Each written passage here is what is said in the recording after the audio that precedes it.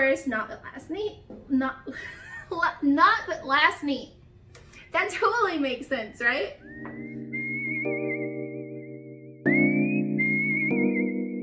Hello crafters, and welcome back to 100 Days Till Christmas Crafts. Today is 99 days until Christmas, and I'm already ready for the music to start. Today we're going to be working on a Marshmallow Shooter gun, and I am very excited about this one because I am actually going to give this to all 4 of my children for Christmas. They're going to have so much fun with it. I can see the wars going on now. This didn't take very many supplies or much time to put together, so let's just hop right in. I'll show you what supplies you're going to need, and then we'll make it. Okay, so first you're going to need PVC pipe. This is a 1/2 inch PVC, and it comes in varying lengths. I went on ahead and bought a 6 or 8 foot because I knew I was going to be making several. You're going to need a ruler to help you mark where to cut the PVC and something to cut the PVC with. So you can use something as simple as a hacksaw. If you have a circular saw, that would be very quick. Or you could do like I did and use a pipe cutter. I did this because we had it and I didn't have to leave the kitchen to do it. I could just stay right here and work on it. You're gonna need some scissors to cut your tape, and you'll have electrical tape as well. You can find the electrical tape in department stores or in hardware stores, although you can find way neater colors in a hardware store than you could in like Walmart. So if you're using a small roll of electrical tape like these, you're gonna need 2, or you can buy a larger roll at those hardware stores. And we're also gonna be using acetone. I'll tell you more about that later. And last but not least, we will be using our ammo and snack mini marshmallows. So excited about this, let's get rolling. Taking your PVC and a ruler, use a permanent marker to mark where you want to cut your PVC. On the blog, I have listed all the cuts that you'll need to make on the PVC, or if you choose to buy a kit, the PVC comes already cut and is also marked with what inches those cuts are, so that you'll know how to put them together. I used a pipe cutter to cut my PVC. You can use any sort of saw. The pipe cutter really had a clean cut, and it wasn't very difficult to use. You're just going to put it where the mark is and tighten it every few turns so that the blade is going to cut straight through. Here we have all the cuts.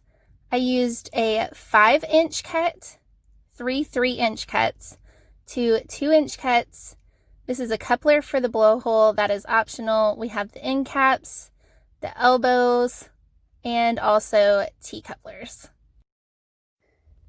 Next, I used some acetone and a paper towel and just gently wipe down each one of these PVC cuts. The reason that we do this is to remove any of the oils and printing that came in manufacturing. It's going to really let the tape stick well because we've cleaned off all those oils, or if you choose to do something like spray paint, it's going to open up the pores in the PVC and remove that oil so that the spray paint really sticks well. It only took a few minutes to do, and it's a really good step. If you buy the kit, this step comes already done. Next, you just assemble your shooter together. On the blog, I have a visual to show how it goes together. It snaps together very easily. Didn't feel like it was going to come apart at all. I didn't feel like I needed to use glue on this project since I was putting tape all the way around it anyway. If you are doing something like spray painting, you may choose to use glue, but it really felt pretty sturdy without it.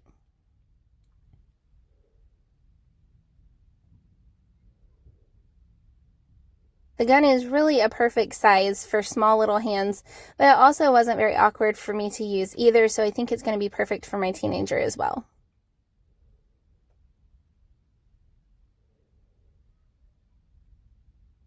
Have that nice long barrel so that we can fit a lot of marshmallows in it. And the coupler for the mouthpiece, that is optional. Then taking our electrical tape, we're just going to take it and wrap it around each part of the PVC so that no white is showing. And I also tried to make it where it wasn't overlapping on the end of the barrel or at the mouthpiece, just so that it didn't come up and get sticky.